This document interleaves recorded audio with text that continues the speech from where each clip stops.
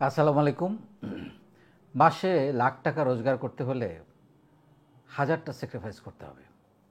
সে sacrifice করার জন্য আপনি প্রস্তুত তো? এখানে আসলে কোনো শর্টকাট নাই। আপনি যদি সৎভাবে, সুন্দরভাবে, হালাল উপায়ে আপনি যদি রোজগার করতে চান, তাহলে আপনাকে হাজারটা স্যাক্রিফাইস করতে হবে। আর যদি আপনি অসৎভাবে কিছু করতে চান, যেটা আমরা কোনোভাবেই সমর্থন করি না, কারণ সেটা টেকে না। আপনারা দেখতে পাচ্ছেন চারিদিকে যে কিছুদিন হয়তো দাপটের সঙ্গে চলা যায়, তারপরে আর টেকে না। কিন্তু সৎভাবে, সুন্দরভাবে, হালালভাবে রোজগার করলে, পরিশ্রম করে যদি আপনি রোজগার করেন, সেটা আজীবন টিকে থাকবে।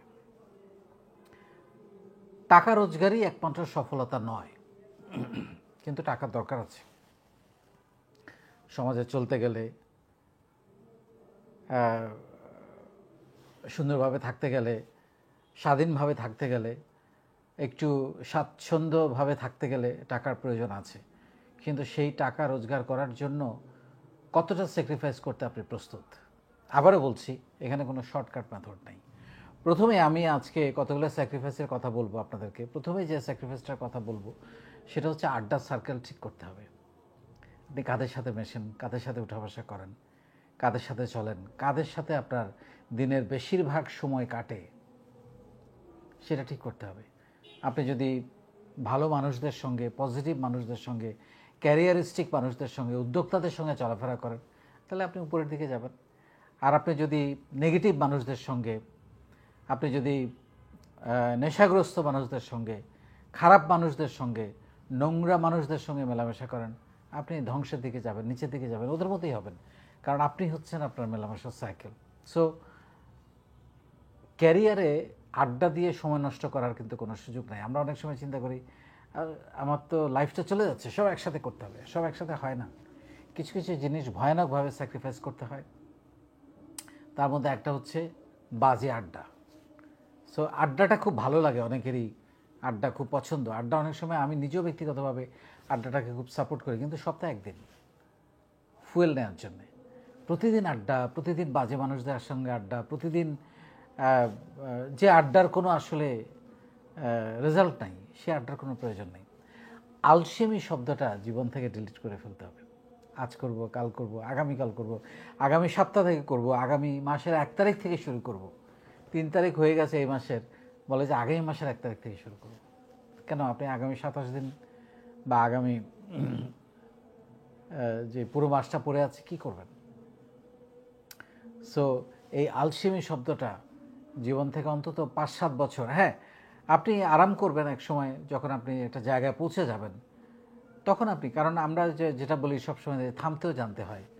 সো থামার জন্য মানে আপনি যদি অনেক চাহিদা তৈরি হয়ে যায় লাইফে, আপনি সেটা ভোগ করতে পারবেন না। প্রয়োজন না। আপনি দেখেন চারিদিকে, যাদের অনেক চাহিদা তৈরি হয়েছে, অনেক টাকা রোজগার করেছে, তারা কি ভোগ করতে পারছে? সো ততটুকুই অর্জন করেন যতটুকু আপনাকে স্বস্তি দিবে, শান্তি দিবে, ঘুমোতে সাহায্য করবে এবং আনন্দ দেবে। ঘুমের কথা যখন আসলো, ঘুমের আরামটা জীবনে অন্তত 10-12টা বছর বাদ দিতে হবে। অনেকে সকালে উঠতে পারেন না।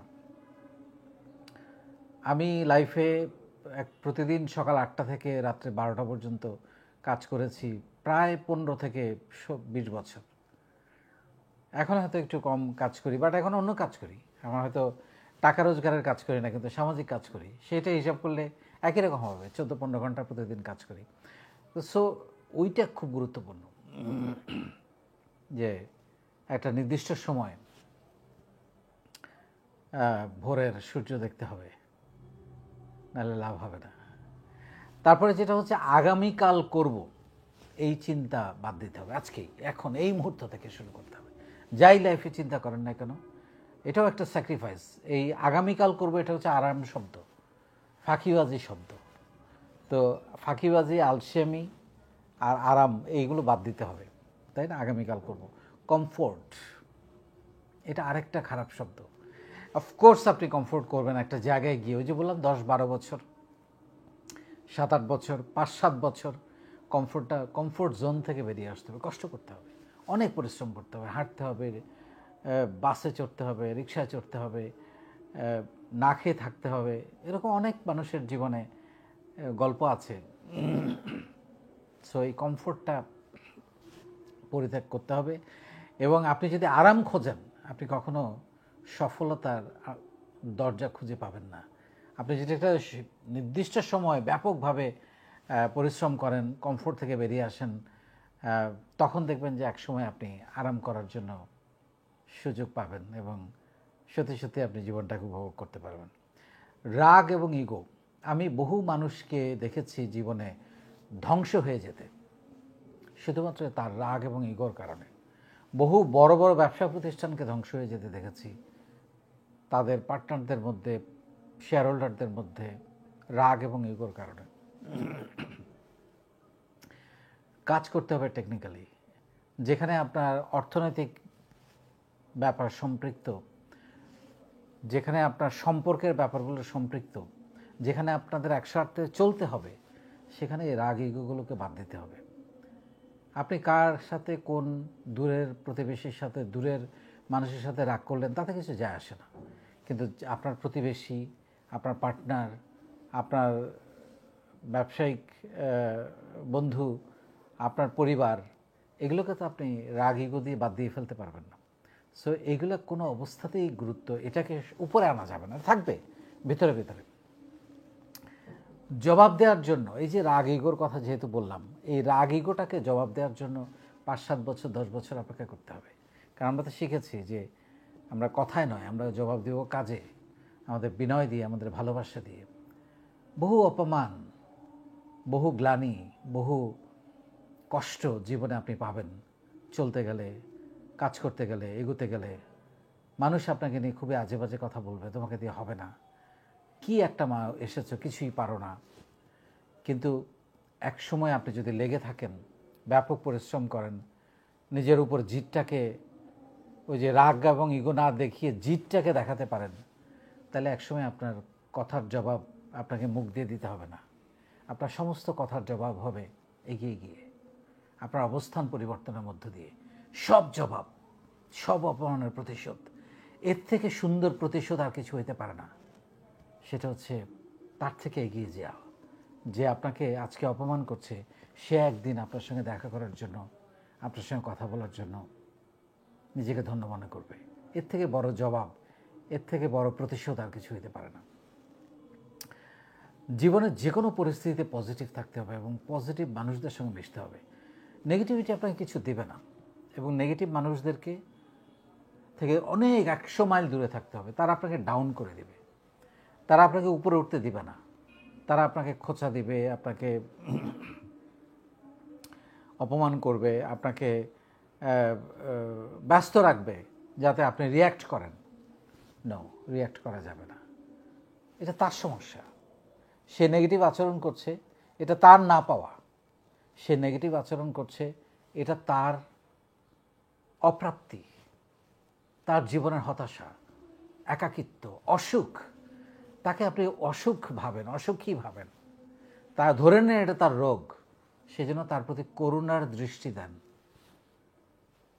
দোয়া দেন তার জন্য যে তুমি তোমাকে নিয়ে ভালো থাকো, আমার সঙ্গে তোমার কোনো কাজ নেই। জবাব তো হবে একদিন, যখন তাকে ছাড়িয়ে যাবেন আপনি সব কিছু ছাপিয়ে। আরেকটা হচ্ছে ফিটনেস, যেটা খুবই গুরুত্বপূর্ণ। আপনি যে এই যে টাকা রোজগার করছেন, আয় করছেন, সম্পদ তৈরি করছেন, কে ভোগ করবে? আপনি, আপনার পরিবার। আর আপনি যদি সুস্থ না থাকেন, ফিট না থাকেন, তাহলে তো কোনো কাজ হবে না। তাহলে কাজ করতে হলে, এগিয়ে যেতে হলে, রোজগার করতে হলে প্রতিদিন 1 ঘন্টা ভুলে যেতে হবে। জীবন হচ্ছে 23 ঘন্টার, দিন হচ্ছে 23 ঘন্টার, 24 ঘন্টার না। 1 ঘন্টা ঘাম ঝরানোর জন্য। সো 1 ঘন্টা ঘাম ঝরাতেই হবে। যদি আপনি ফিট না থাকেন, কোনো সফলতা জীবনে কাজে আসবে না, কোনো টাকা জীবনে কাজে আসবে না। জিহ্বাকে নিয়ন্ত্রণ করতে হবে। আমাদের সমস্ত অসুখের মূল কারণ হচ্ছে আমাদের খাওয়া দাওয়া, আমাদের পরিণামহীন, বেপরোয়া এবং স্বাদ। আমরা স্বাদ খুঁজি, ফাস্টফুড, জাঙ্ক ফুড, যা খুশি আমরা খাচ্ছি। এইটা আপনাকে আসলে ভালো থাকতে, এইটা আপনি টাকা রোজগার করতে হলেও এইটা স্যাক্রিফাইস করতে হবে, কারণ এগুলো টাকা নষ্ট আমি বলবো এক ধরনের। দক্ষতা বাড়ানোর জন্য আপনাকে ইনভেস্ট করতে হবে, টাকা ইনভেস্ট করতে হবে। আপনি টাকা রোজগার করতে হলে আপনার দক্ষতা স্কিলস বাড়ানোর জন্য প্রতিনিয়ত, আমি সব শিখে গেছি, এটা ভাববার কোনো কারণ নেই, প্রতিনিয়ত প্রতি বছর আপনাকে পরিকল্পনা করতে হবে যে এই বছর আমি 3-4টা নতুন স্কিলস শিখব। প্রতি বছর আপনাকে আপডেটেড হইতে হবে, নাহলে আপনি পিছিয়ে যাবেন, অনেক নিচে পড়ে যাবেন, যেটা আপনি কল্পনা করতে পারবেন না। সো এখানে আপনাকে আর্ন করতে হলে ইনভেস্ট করতে হবে স্কিলসের উপরে, এবং এটা আপনার যে কোনো বয়সে যে কোনো সময়ে আপনি হোয়াট এভার, আপনি 20, 25, 30, 40, 50 বছর, 60 বছর শিখতে হবে আপনাকে, কিছু না কিছু প্রত্যেক বছর শিখতে হবে। আরেকটা হচ্ছে ডোন্ট গিভ আপ, এটা খুবই গুরুত্বপূর্ণ। আমরা ওই যে কমফোর্ট হচ্ছে না ছেড়ে দেই, এবং আপনারা জানেন তো যে বেশিরভাগ কাজ 85% সম্পন্ন হওয়ার পরে আমরা গিভ আপ করি, হয়তো আর 5% লেগে থাকলে এটা হয়ে যেত, 90%-এ গিয়ে এটা কমপ্লিট হয়ে যেত। সো গিভ আপ করা যাবে না, হাল ছেড়ে দেওয়া যাবে না, লেগে থাকতে হবে, লেগে থাকতে হবে এবং ভীষণভাবে লেগে থাকতে হবে। এবং যেই কাজে আপনি সফল হইতে চান সেই কাজটা প্রতিদিন করতে হবে। এটা একদম সহজ সমীকরণ।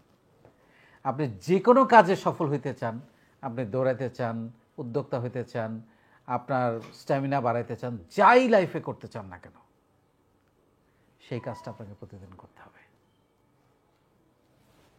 অনেক ধন্যবাদ।